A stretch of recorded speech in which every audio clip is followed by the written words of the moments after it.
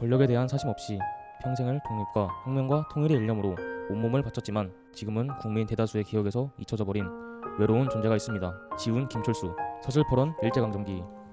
한국, 일본, 중국, 소련 등을 넘나들며 민족 해방의 일선에서 온몸을 바쳤던 그를 알아보았습니다.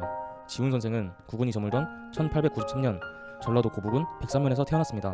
옥구의 금호학교를 졸업하고 19세의 나이에 일본 와세다 대학에서 유학하며 국제정세를 이해하였고 마르크스와 레닌의 저서를 읽으며 사회주의 사상을 토대로 독립운동에 종사할 것을 결의했습니다. 1916년 조선과 일본, 중국, 대만의 동지 40여 명이 가담한 국제 반제 결사인 신화동맹당을 조직하였습니다. 3.1운동 이후 신화동맹당을 토대로 사회혁명당을 조직하였고 1921년에는 고려공산당 상하이파를 결산하여 활동하였습니다.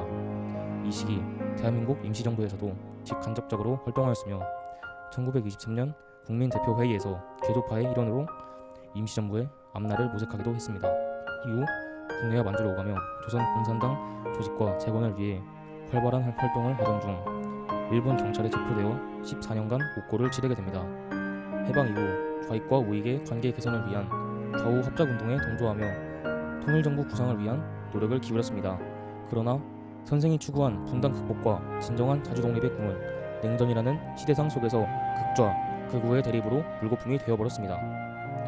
몽양 여운형이 암살당하자 선생은 모든 일에 손을 뗀 뒤 낙향하여 나머지 반생을 은거에 들어갔습니다.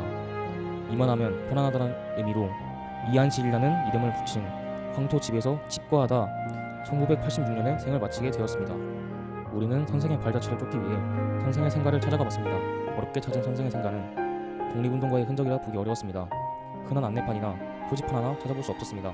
선생이 말년을 보낸 이한실은 상황이 더 심각했습니다. 원래 선생 집안의 선산이었다는 이것은 태양강 지별판 단지로 변해 있었습니다.